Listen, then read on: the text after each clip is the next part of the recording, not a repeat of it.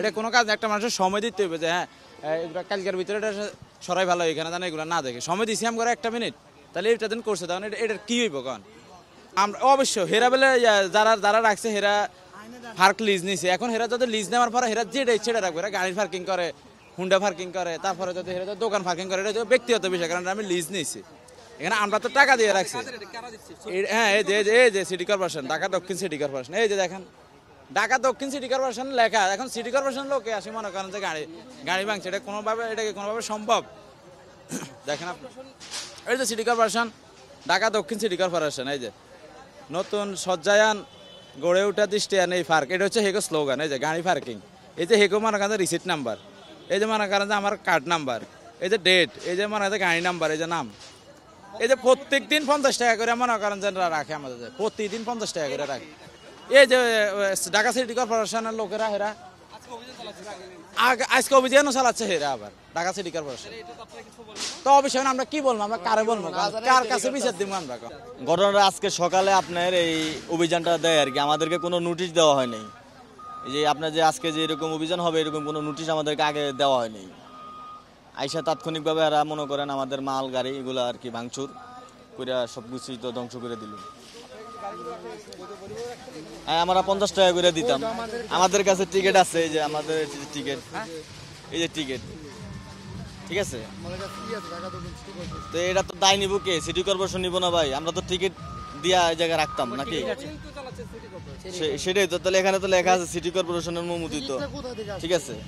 এখানে তো লেখা আছে সিটি কর্পোরেশন আজকের অভিযান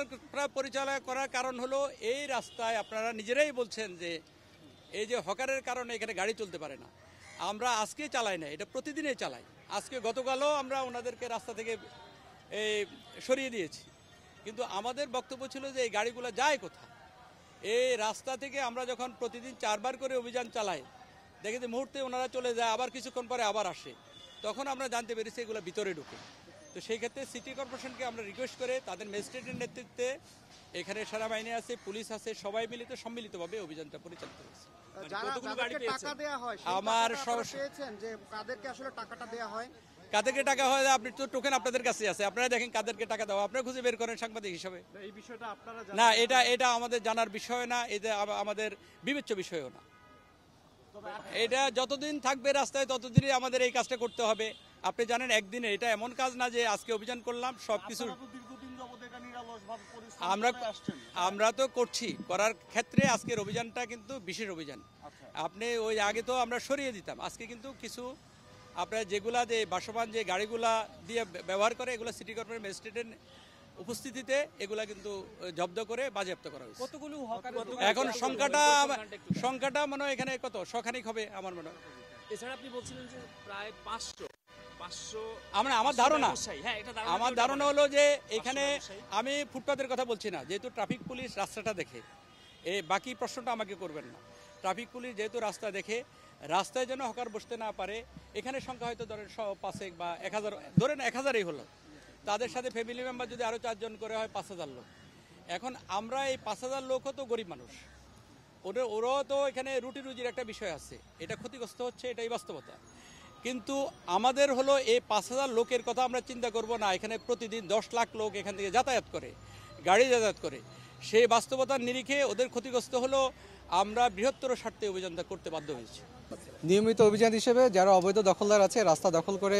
ব্যবসা পরিচালনা করে হকাররা বিশেষ করে তো তাদেরকে আমরা একটু পরেই আমাদের উচ্ছেদ করার একটু পরেই আবার তারা দখল করে তো তারা যেটি সহজেই তারা শিফট করে চলে যায় তাদের একটা ট্রলি গাড়ি থাকে তারা আমরা যখনই উচ্ছেদ শুরু করি তারা ট্রলি গাড়িটা দিয়ে চলে যায় তো এই ট্রলি গাড়িগুলো নিয়ে আসলে আমরা উচ্ছেদ করার পরে আবার পরক্ষণে চলে আসে সেজন্য আমরা যেটি এটি পার্মানেন্ট সলিউশন করা যায় তো ট্রলি গাড়িগুলোকে আজকে আমরা যারা আছে মানে যেসব হকাররা এটা ট্রলি গাড়ির মাধ্যমে করে থাকে সেগুলো আমরা সিজ করেছি পার্কের এখানে ইজারা দেওয়ার বিষয়তে ইজারা শুধুমাত্র দেওয়া হয় পার্কিংয়ের বিষয়টা মানে কার পার্কিং সেখানে ট্রলি পার্কিং তো দেওয়ার কোনো সুযোগ নেই এখানে কার পার্কিংটা দেওয়া হয় বা কোনো ক্ষেত্রে মোটরসাইকেল পার্কিং সেখানে তো ট্রলি পার্কিং দেওয়ার কোনো সুযোগ নেই এটা ডেফিনেটলি এটা সিটি কর্পোরেশন নলেজের বাইরে আমি বিশ্বাস করি অবশ্যই যদি ইজারাদার এটা অবৈধভাবে করে থাকেন অবশ্যই তার বিরুদ্ধে ব্যবস্থা নেওয়া উচিত বা নেওয়া হবে লেবুর সুঘ্রাণ আরো বেশি ত্বকের যত্ন আরো বেশি চলে আরো বেশি আপনার পকেটে কি বিদেশি না বাংলাদেশি